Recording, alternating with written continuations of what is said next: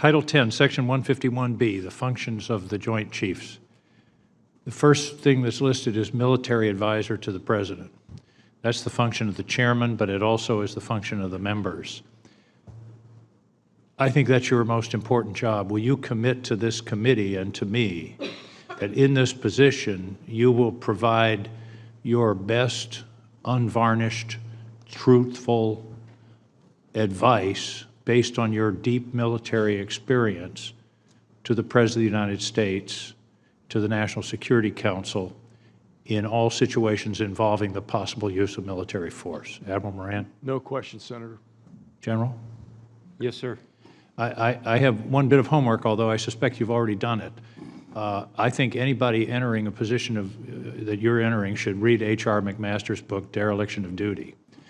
It is a classic study of a failure of policy during the Vietnam era, and it focuses very specifically on the Joint Chiefs of Staff. So I can't emphasize enough how important this is, and your terms are 4 years, so you'll certainly be advising this president for 2 years, perhaps for 4 years, or perhaps another president. So this isn't president-specific, but I'm just suggesting that you're absolutely truthful advice, again, based on both of your extraordinary careers, is what the country needs and demands, and I appreciate your commitment to that.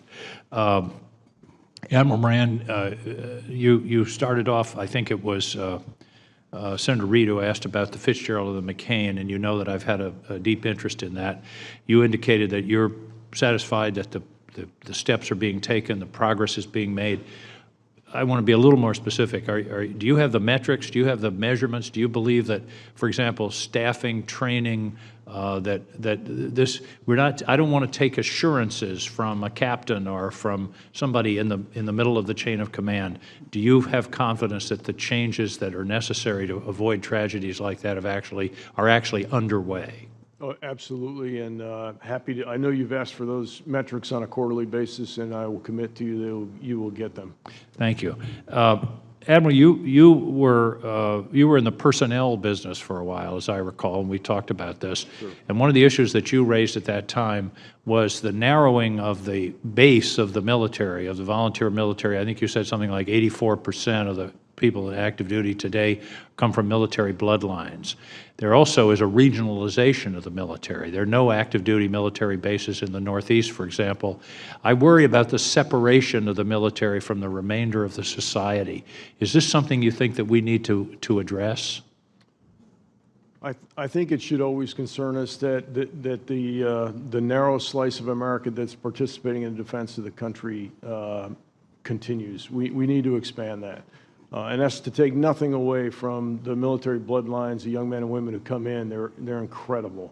But we do need for the rest of America to participate in this, so we've got to reach out more. And we're doing that through several different means. A lot of it's being done virtually because that's how we reach young men and women today to at least start the process. That's having an impact on this regionalization discussion you talked about, but we've got so much more to do on this. General, do you have thoughts on this subject? I think, Senator, the most visible symbols of the military around the U.S., in my opinion, are reservists and their reserve units and recruiters, frankly. Those are the ones that are the most visible. But to your point, the service has an obligation to actively communicate with the public. Those are visible presence out in the communities, but we have an obligation to communicate with the people about what their taxpayers' dollars are getting for their defense and why what we're doing is so important.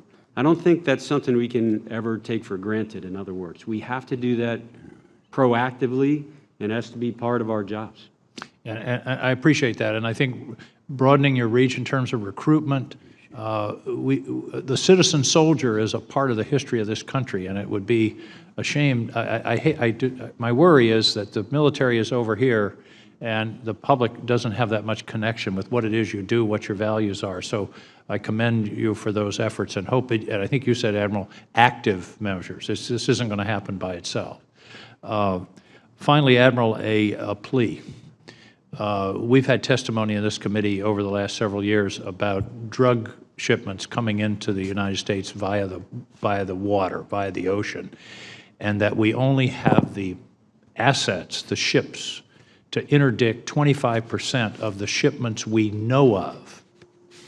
And I would urge you to work with the Secretary, to work with the staff, to devote greater assets, and they don't have to be big destroyers or aircraft carriers, they can be frigates and smaller vessels, to work on this horrendous problem which is killing Americans every day. Since this hearing started, about 6 Americans have died of overdoses just in the last 2 hours.